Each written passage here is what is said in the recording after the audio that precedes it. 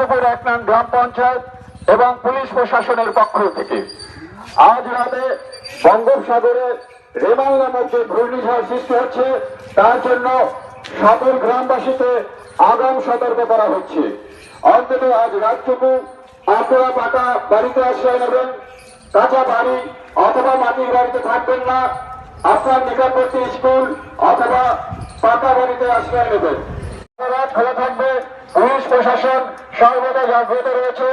আপনার যে কোনো সমস্যার জন্য কন্ট্রোল রুমে যোগাযোগ করবেন অথবা আপনার পঞ্চায়েত সদস্যের সঙ্গে যোগাযোগ রাখবেন।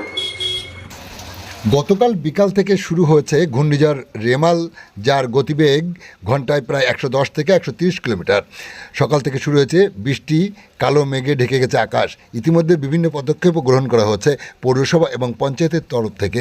বেশ কয়েকটি জেলায় জারি করা হয়েছে লাল সতর্কবার্তা। তারই মধ্যে রয়েছে উত্তর 24 পরগনা, দক্ষিণ 24 পরগনা, কলকাতা, হাওড়া, নদিয়া সহ আরও বেশ কয়েকটি জেলা। ঝড় বৃষ্টিতে বড়সড় দুর্ঘটনা এড়াতে করা হয়েছে বিপর্যয় মোকাবেলা কমিটি। পৌরসভা এবং পঞ্চায়েতের তরফ থেকে যোগাযোগ করা হয়েছে ফায়ার ব্রিগেড, ইলেকট্রিক সাপ্লাই ও বিভিন্ন থানার সঙ্গে। সাধারণ মানুষের উদ্দেশ্যে প্রচার চালানো হচ্ছে কোনো রকমভাবে কোনো সমস্যা হলে দ্রুত কন্ট্রোল রুমের সাথে যোগাযোগ করার জন্য।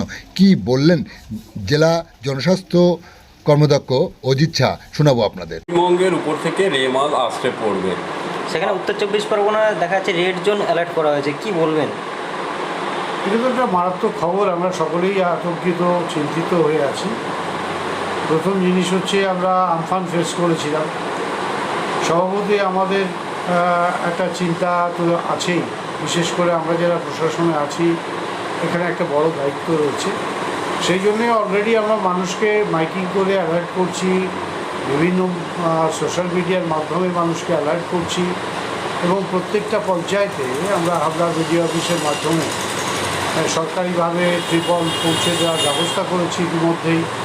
এবং আমরা বলেছি যেখানে কাঁচা বাড়ি ভেঙে যাওয়ার সম্ভাবনা আছে, দুর্ঘটনা ঘটতে পারে, তাদেরকে ইতিমধ্যেই আমরা পাশাপাশি কোনো স্কুল বিল্ডিংয়ে তুলে নিয়ে যাওয়ার ব্যবস্থা করছি।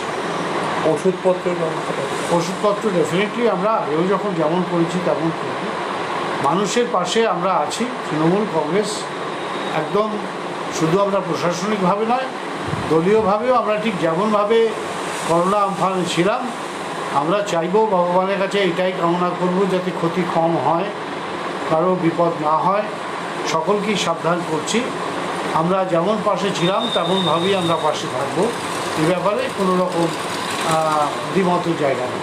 বাসিন্দাদের উদ্দেশ্যে আপনি কী বলবেন? বাসিন্দাদের বলবো একটাই কথা, যাদের বিশেষ করে কাঁচা ঘর, মাটির ঘর বা টিনের ঘর, টালির ঘর, যারা প্রচণ্ড ঝড় হলে ঘরবাড়ি ভেঙে পড়তে পারে, সেই ঘরে কখনোই থাকবেন না। আপনারা পাশাপাশি স্কুল বিল্ডিং বা যেসব হেলথ সেন্টার, ফ্ল্যাট সেন্টার আমরা যে জায়গাগুলো দিচ্ছি সেখানে আপনারা উঠে আসুন। সেখানে আপনাদের খাবার দাবারের ব্যবস্থাও আমরা করব, সমস্তটাই আমরা করব, যাতে এই ঝাপটাটা সামলানো যায়। ঝড়ে যাতে কোনো মানুষের প্রাণহানি না হয়, কোনো মানুষের ঝড়ে ক্ষতি না হয়, এটা আমরা চাইব। বাড়িঘরদোর কিছু তো কাঁচা বাড়ির ক্ষতি হবে, সেই জায়গাতেও আমরা সরকারিভাবে চেষ্টা করব তাদের পাশে দাঁড়াবো। এই সামনেই তো লোকসভা নির্বাচন, বারাসাত লোকসভা নির্বাচন রয়েছে, সেখানে দাঁড়িয়ে প্রচারে কতটা অসুবিধা হবে? প্রচার যদি ঝড় হয়, প্রাকৃতিক দুর্যোগ হয়, সে একটা দুটো দিন বাদ যাবে। আগে তো মানুষ বাঁচবে, তারপরে তো সব। মানুষই যদি না বাঁচে তাহলে আপনি প্রচার দিয়ে করবেন কি? কাকে প্রচার করবেন?